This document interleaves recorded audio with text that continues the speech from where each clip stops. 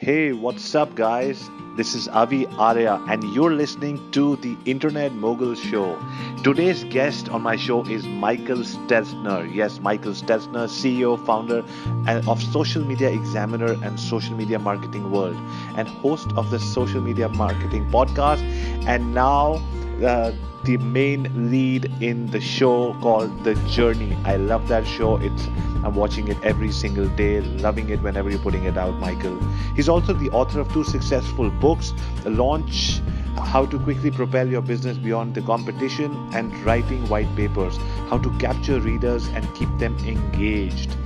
Michael founded Social Media Examiner in 2009.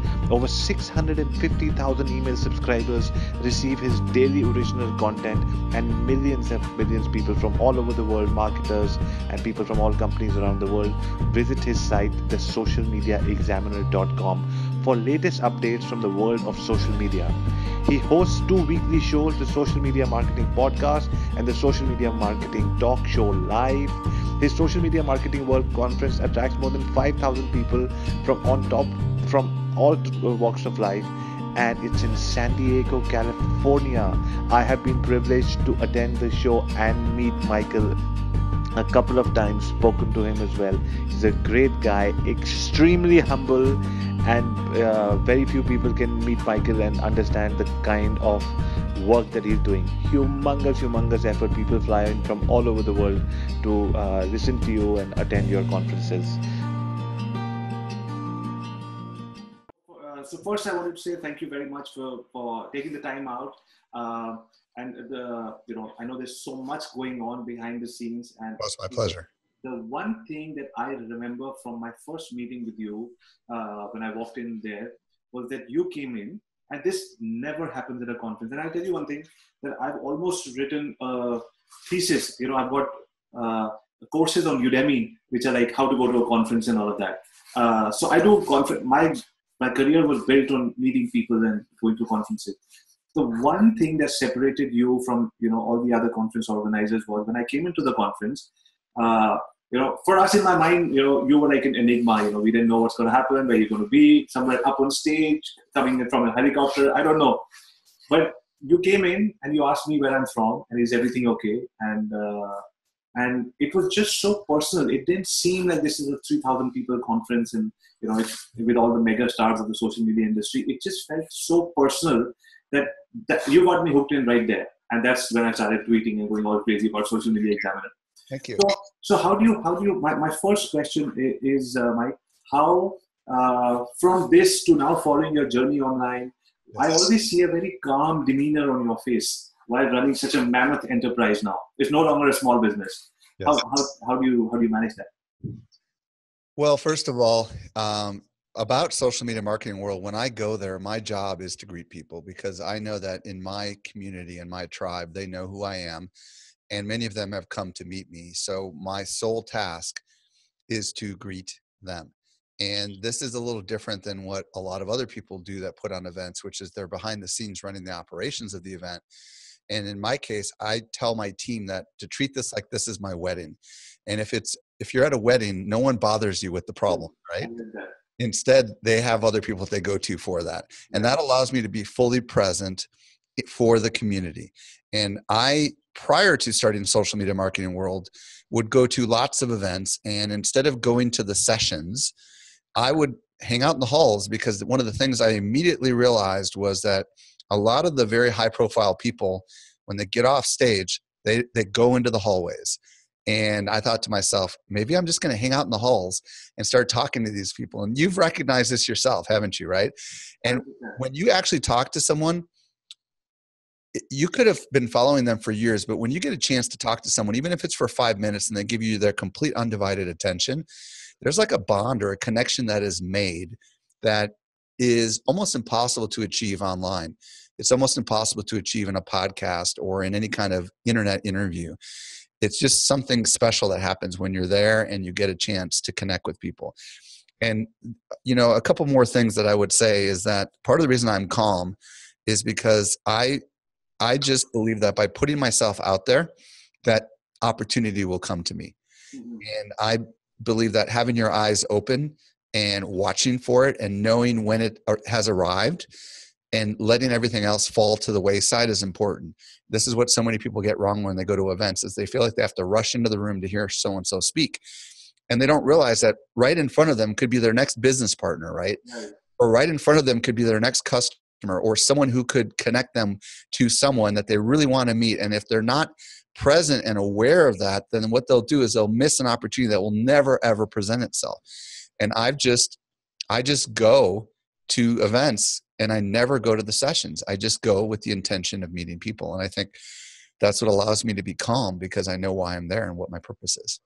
Lovely, lovely. Very difficult to do, but brilliantly done. And that's how we made this connection. And that's why, like Exactly. you made me a raving advocate about of your brand since the time we met. Thank you.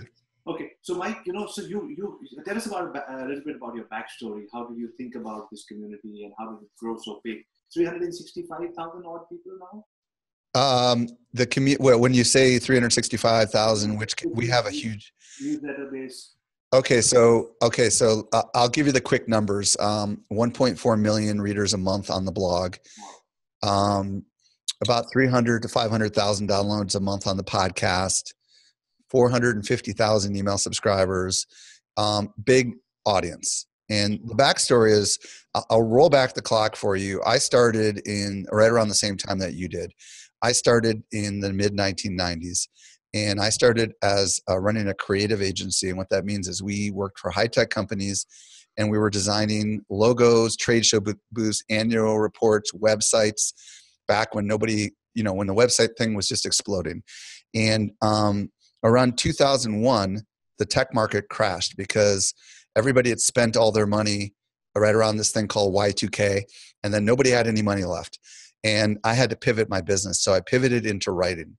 And I published my first book called Writing White Papers, and I helped businesses figure out how to write persuasive messages that help them sell. So I worked with like FedEx and did their international overnight from China. I worked with Motorola. I worked with Hewlett Packard, Dow Jones, just a lot of really big brands. They would bring me in, Microsoft, and I would interview all their people, and I would write these marketing pieces for them. That exploded. Business got really well. But then I noticed right around 2008 that this social media thing was becoming very popular. Right. And I was able to secure the domain socialmediaexaminer.com. I started talking about how to use social media to promote white papers, which is what I was writing. And wow, the interest was completely off the charts. So then I started in October of 2009 this blog called Social Media Examiner, and it just exploded.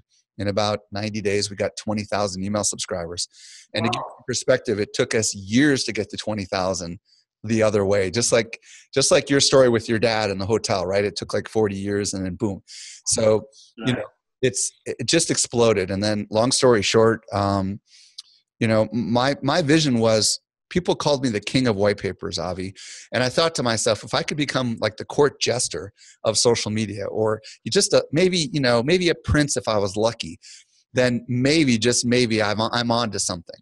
Right. Well, now that it's 2018, I don't know if people call me the king of social media, but I definitely know that we have the largest social media properties in the world for marketers. And it's kind of exciting. I thought it would last for 3 years, and here we are over 8 years into it, Wow.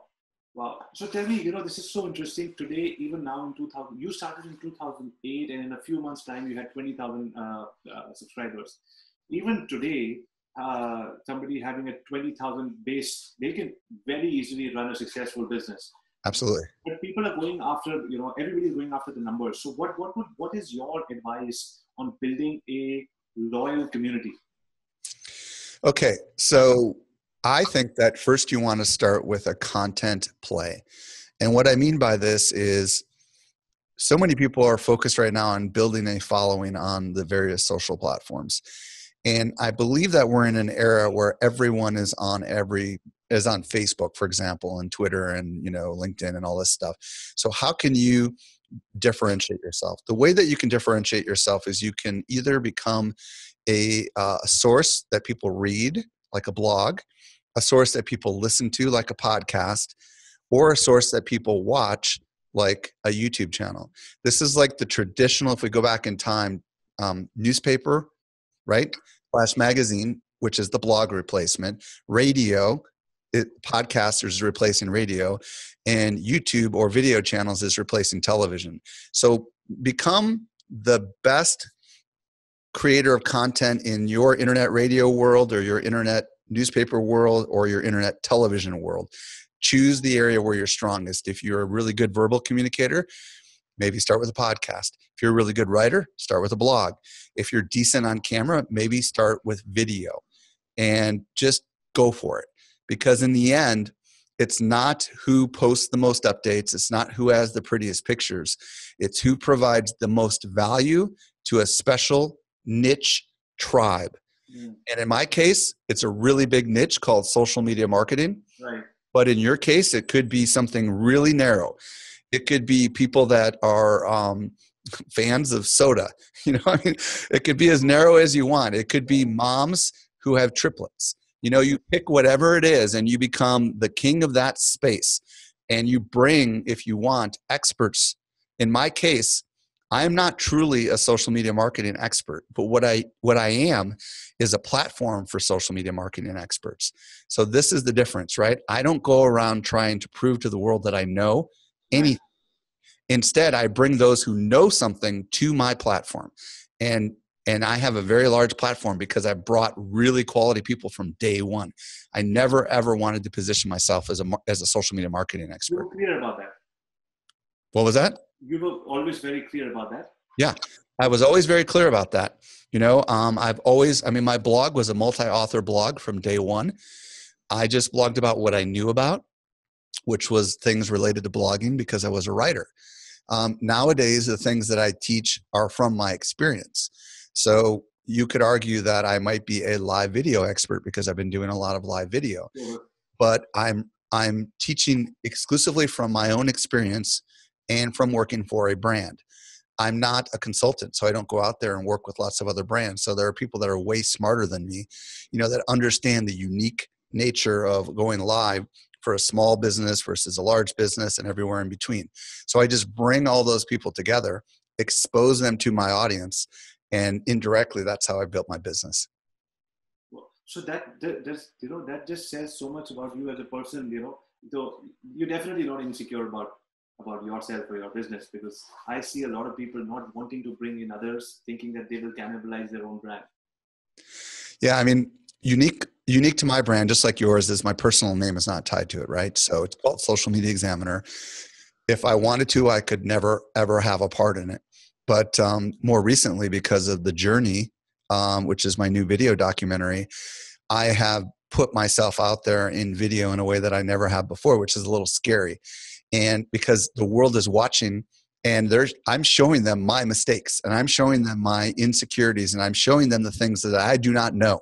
Right. And it's actually surprisingly positive how people say, wow, okay, you're just like me. You don't know everything? Wow, I like you more. You know, and this is a new phenomenon for me, the idea of actually admitting you don't know what you don't know and relying on others, you know, so it's kind of a neat concept. I love that. I also got into that journey very recently. I did a few posts which just went absolutely crazy on various platforms. It's only because I had an episode where my mother was not feeling too good, and I just shared what I felt that day. And yeah, so the power of being vulnerable, you hear about it, but when you do it, it just helps you connect. It's not a marketing tool. It's more of a personal development tool, I feel sometimes. I think the way to look at it, here's why it works. People do business with those whom they know and who they like and who they trust. And the trust side of it is a key thing. And when they can see that you're not perfect and that you're actually human, they'll love you even more. You know, you look at Steve Jobs, right? Here's a great example of a guy that was always polished whenever he was on stage, right? But behind the scenes, you realize the guy was not a very nice man, right? So you had a lot of people who loved him and a lot of people who hated him. However, if Steve Jobs was actually, you know, in his case, I don't think I would want to create a documentary about how it was really like inside of Apple because it would hurt the brand, you know? Yeah. So it's not for everyone. But if you truly are someone who is okay with actually expressing some of your, struggles with the world, and things like, I don't exactly know how I'm going to get to where I'm going to go. I haven't figured it all out. Just saying stuff like that publicly kind of engenders people to you, because it makes that trust level go up a lot. And, that's so important nowadays. Right. Perfect. So tell me now, this brings us to the next stage. So, like every year, so they say that it is difficult to achieve a level of success, which you said came because you remain calm. You have some basic fundamentals of how to be a good human being in place. And I think that helps your business more than anything. But now let's shift a little bit and know more about what are the strategies that you've used, because I think there are more and more expectations from the conference as everybody, I see I'm part of the Social Media Examiner Society, the inner circle that you have, and people are like, yeah, it's 10 weeks from there. It's almost like, all us 40-year-olds are going to Disneyland again. So does that create additional pressure? And if yes, then how do you strategize to up the game every time? So is the question, how do you make your product better when or are you asking specifically about social media marketing world, and how do we up our game? Yes. How do you up your game at social media? Yeah. So, first of all, I believe in constant improvement, and I'm preparing right now, actually, just before we get on here, kind of what are the things that we stopped, and what are the new things that we started in 2017, because I'm going to be presenting this to the entire company here next week. And I believe that we are limited. We have only so much time. And one of the things that we try to do is constantly analyze what we've done in the past and whether it's working or not. And we stop doing the things that do not work so that we have the time to do new things. I preach all the time that you need a stopping list before you can have a starting list. Oh, wow. I'll give you an example with my kids. My daughter came to me yesterday and said, I want a new app on my phone, Dad. And I said, which one are you willing to delete? Because I will not let them add a new app until they delete an existing one. Right. So with social media marketing world, we are constantly looking at stopping things that do not work. Like, for example, we analyze all the different tracks, and we just get rid of the tracks that are no longer successful by our metrics so that we can make room for new tracks. But some of the exciting things that we do every year to make it better are we do a lot of surveys of all the attendees, and you might have taken the survey, and we get a lot of feedback from a lot of people. And we know that there's areas that we can radically improve. The thing that's different this year that we've never done before is we have all these different ticketing types. So one of the feedback we got from a lot of people is your conference is not affordable for me, for those who have never been there before. So this year we've added a whole bunch of new ticketing options. So we've got a all access ticket, a marketer ticket, a creator ticket, and a community ticket. These are things we've never done before. So with that, it brings a whole new complexity to our event. Another thing that we're doing is we're expanding the networking plaza. And I don't know if you remember, it's that big space with those round tables in it where everybody sits and networks. 100%. Yes, I remember. Yeah, so we're more than doubling that space this year. So it's going to be the size of 2 football fields. It's 90,000 square feet. So what we're doing is we're creating experiences inside that space, because we're expecting a lot more people to be inside of that space. So we're starting to think about how can we create this experience over here and this experience over here. In addition, we know that one of the things everybody loves about our event is the networking. So we're working to make more networking opportunities for our attendees. We're going to be having what we're calling speaker meetups. And every speaker has got an option to host a meetup anywhere they want, and we will promote it to all the attendees, even if it competes with our official events. So what we're doing is we're kind of beginning to set a culture where the speakers can host their own meetups wherever they want to bring their tribes to them. In addition, we're working with our speaker. One of the big things, we have 200 speakers. So one of the pieces of feedback we got from a lot of people was, it's just too hard, too much communication. So we built systems to automate a lot of processes and speaker management. We added a bot, to do customer support. So now we have a bot that's answering real-time questions with humans. It's not perfect. There's just all these little systems that we're setting in place that we've never done before. Our parties, we're trying to make them more exciting and better. Volunteers. So we have, I don't know if you remember all these people with the white shirts that said staff. 100%. I remember everything about the event. So all these people in the white shirts, A big chunk of them are volunteers. So there's about 200 of them, and I'd say about 100 of them are volunteers. Wow. So what we've decided is we brought on a volunteer coordinator this year who's going to train the volunteers.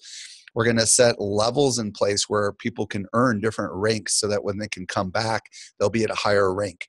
So just like in America, if you want to work in a grocery store, everyone starts as a bagger. They put the food in the bag before you can become a cashier. Yeah. So we're setting a ranking system in place where everybody who starts at the most basic level as a volunteer. And then they eventually, over the years, they will earn different ranks and opportunity. Even though it's a non-paid opportunity, it's something they can look forward to, and we can reward those who come back year after year. So these are more operational, infrastructural kind of things, but they're going to lead to a better user experience from the attendees' perspective, because I know, like when you were there, you were probably shocked at how smooth everything ran. But what you don't know is behind the scenes, there's a lot of problems. I can only. You know this with hotels, right? It looks great in the lobby, but don't go behind the desk, right? Oh, 100%. I know exactly. That's exactly why I started off with that question saying, how do you remain so calm? Because Yes. I know there are a lot of fires going off Yes. back end. Yeah, we just have every year, we pick a couple of areas to dive deep into to really strengthen all the things that we're doing. We've got the keynote stage is moving into the networking plaza upstairs. So everything is going to be on one level upstairs, which is going to create a better experience for everyone. Right. So last year, you had to go downstairs and upstairs and all this kind of stuff. So I'm just scratching the surface of all the stuff that we're doing. It's kind of shocking, to be honest with you, all the things that we've got going on. Lovely. I'm so looking forward to that. So Mike, when it comes to speakers, so your main networking is definitely a part of a community that you've built, that people meet other people in the community, and that's how the brand grows. But also a lot of first-time people are attracted to a conference or an event like this with big name speakers. Right. And, so I was actually very pleasantly thrilled to experience a lot of non-big name speakers who had some great content as well. So how do you go about picking speakers? Yeah, it's a great question. Simply said, first and foremost, we care about delivering excellent content to all of our attendees, regardless of whether the person is famous or not. So Social Media Examiner is known for bringing high quality content already through all the different mediums that we have right now. So a lot of the speakers that are at our conference are people that we have already had on my podcast. Maybe they've written for Social Media Examiner, and they have proven themselves as being excellent content deliverers, if you will, right? So first and foremost, we care about their communication medium. They have to be excellent communicators. That's the most important thing. They have to be really good verbal communicators. They have to really know what they're talking about, and they have to have deep domain expertise. So a lot of the people that teach are aspirational, meaning they want to be the next, Gary Vaynerchuk in their niche. But we don't care if they're famous. We just care if they're good. Because in the end, we know that while some of our attendees are coming to meet the famous people, and we have plenty of them, most of them are not coming for that. They're coming to learn. And they're coming to learn how to better themselves or their business, or to become the hero of their company by picking up some techniques that will enable them to accomplish the mission of the business, right? Which is more customers, more leads, more sales, ... And that's what our event is all about. So in the end, it's not meant to be like a come worship at the feet of superstars. It's really meant to be come learn something that could change you from here on out. Right. So that means so you being at the helm of things, and you have a large team, and you have 200 volunteers, and you have the support of so many people in the community. Despite that, how important is it for you as the head of the company to have an ear on the ground, to know the pulse of the audience, and know which speaker is doing what? Is Gary Vee as good as he was last year? Should I get him back on? It's absolutely critical. I mean, to be honest with you, I make the decisions on almost every speaker. Right. So with the exception of the corporate panels and stuff, which is Phil Mershon. So it's absolutely essential that we look at the data. So what we do is we look at, like, for example, there are certain high profile people that kind of lose their edge. And you probably have seen this in your industry, right? Like all of a sudden they're not what they once were. And if that's the case, we don't invite them back, or we give them a lot of constructive criticism about how they can actually improve themselves for next year. Because in the end, I'm running a business. And I don't want to just put my friends on the stage. I want to put people that are going to deliver exceptional value, because when you have 12 simultaneous sessions going on, all it takes is someone to have a couple of bad experiences to say that this event is worthless. Don't come to this event. Right. Because look at these jokesters they put up on the stage. I've been at more than enough of these events where that's why I don't even go to sessions anymore, because I know how most events make their decisions for, speaking. Right. So it's critical that I have my ear on the ground. And it's not just my ear on the ground with the speaker. It's also my ear on the ground when it comes to the topics. So I am constantly doing studies. Like we have a brand new survey going out next week to hopefully 5,000 or 6,000 of our readers about what are the topics they most want to learn about. What are the things that they're struggling with? And we use that kind of as a map to put together our calendar for our podcast, for our written content, for our conference, for our society. So I'm very, very data driven, Avi. I mean, everything that I do is very strategic. And one of the things you'll notice this year at Social Media Marketing World is there is a lot of Facebook advertising sessions. Like there's like 9 of them, okay? There was like 3 last year. There's 3 on messenger bots. There were like 1 last year. So, what I'm doing is I know where the community's desires are, and I'm trying to give them exactly what they want. And, sometimes we miss that, but that's how we constantly improve. Excellent. So now this brings me to my next question, which is that with so much happening and you wanting to grow and make the experience better, and that the pressure of the community being already there, and when I say pressure, I mean it in a positive way. Everybody wants a better experience, and you too want to give that to them. How important for you is to always make sure that you're surrounded by the right people or hiring the right people, because you might have started off with a team, but and you are doing your best to stay on top of the game, but you need fresh blood from time to time to make sure that your company keeps growing.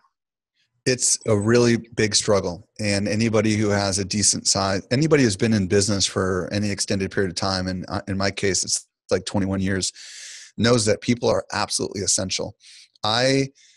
We have almost no turnover at Social Media Examiner ever. I don't think we had 1 person die. And other than that, I don't think, and we had 1 person retire. So I believe it's important to have good people around you.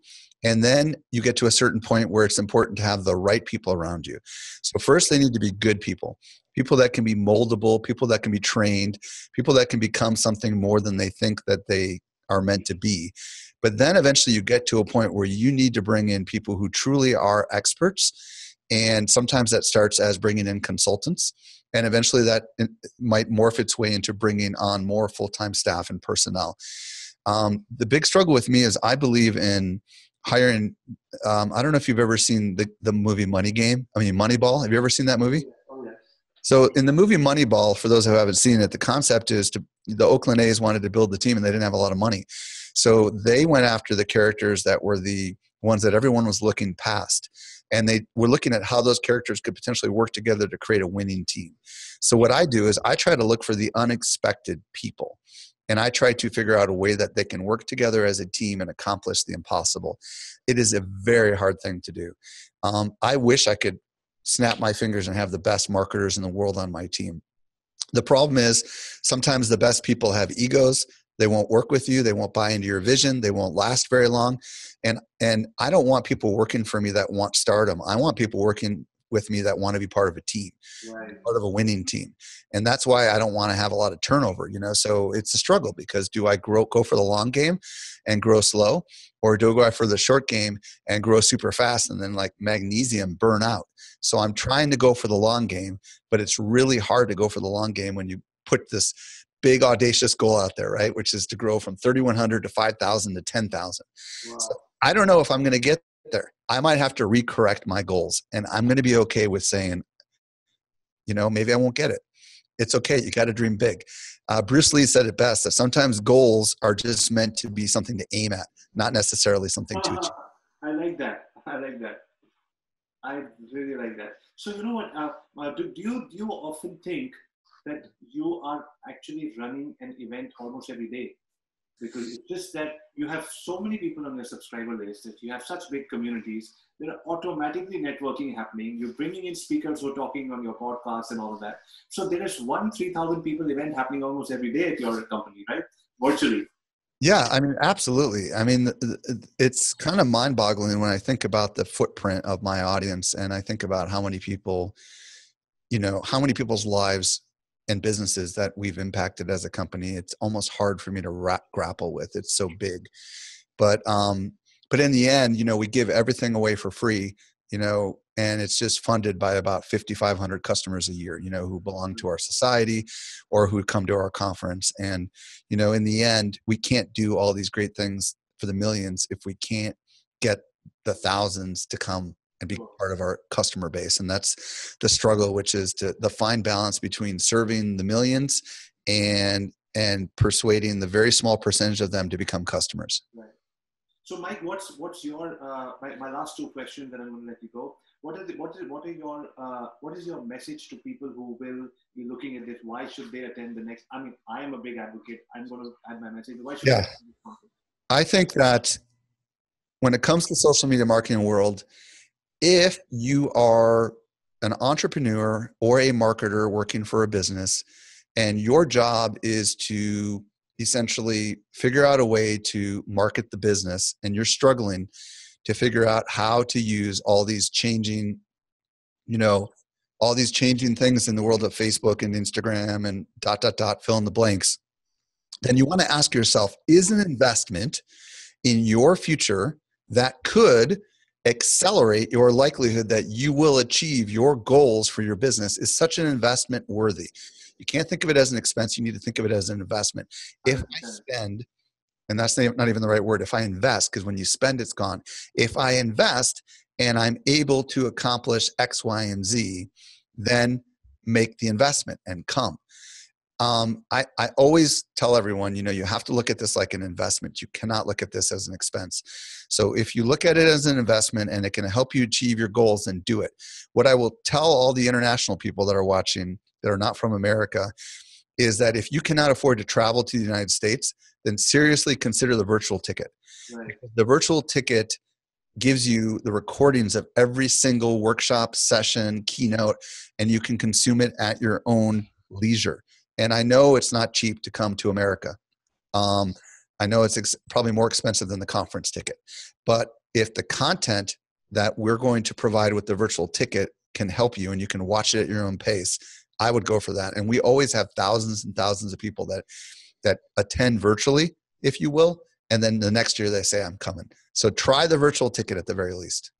I wanted to make a thing there. Before I got onto this interview, I actually found out what are the ticket prices for people coming in during that time. It's anywhere from $1,500 to $2,000. So it's not a very expensive air ticket, because I see a lot of people especially from Asia, going to either Vietnam or Cambodia or Thailand for various conferences, and the ticket is $1,000. There's only 1,000 extra, and so the $1,000 air ticket plus $1,500 for the event ticket. And for North America, it's just that one extra 1,000, and you get to meet so many extra people. I think it's well worth it. And we do have tickets that start at as little as $297. I don't know if you're aware of that, but this is for the pure networker who doesn't want to attend sessions but wants to hang out and watch the keynotes. That ticket is only $297. So we've got lots of options for everyone. I know that we have a lot of people. As a matter of fact, I think that we have almost 30% of the attendees come from outside the United States. It's a huge number. And they come from more than 50 countries. So you will not be alone no matter what part of the world you are from. There are plenty of people probably from your country who will be there as well. Excellent. And Mike, now my final two questions. Do you think this conference is ever going to come to Asia? Well, I know that we have signed contracts to 2021 in San Diego. And part of the reason we're doing that is because the city of San Diego is helping us, and they want San Diego to be a big destination, and they want our conference to be one of those big conferences in San Diego. It's a lot of work to put on a conference. So I do not anticipate that my company will be hosting an event outside of San Diego at all in the next 5 years. Okay. So if you want to experience one of the best events that you will ever experience, then come to my event. Because I know you know this, right? It makes all the other events look kind of not so good, right? 100%, 100%. And it's because, again, I like to say that it's because of the quality of the people. My last question, tell us something about your family, about your love for dogs or pets, or about your family, something about you as a person. I am a Christian. I am a dad. I have 3 girls, ages 9 to 15. And my middle girl is very much into makeup and all that stuff. My older girl is a Star Wars fanatic, so her and I get along really well. Okay. And my younger girl runs the house. And my wife is amazing. And I'm blessed to be in a family with 4 women, I guess you could say. And I live in San Diego. And we love playing games. You know, my family just got into this amazing game called Sushi Go, which I strongly recommend to anybody who wants to play a competitive game with your family. It's a card game called Sushi Go. It is unbelievably cool. If you are competitive, you will love this game. So that's just a little bit about me. Lovely, lovely. I like that part that we have in common. I have 2 girls myself, and then my wife. So, so it's not a man's world here in my household. Great, Mike. So if people want to get in touch with the conference or know more about the Social Media Examiner, what's the best website or the best email? Yep. Socialmediaexaminer.com will get you everything. You can find out about my podcast. You can find out about the journey. You can find out about the conference. Everything you need is there. I would highly recommend, I'm going to do a piece at the end later as well, but I would highly recommend people going to the journey, and it's on Facebook as well. Actually, okay, if you want to check out the journey, journey.show, which is a domain name, journey.show will get you to our YouTube channel, right, which is an easier way to watch it because it's all in a playlist.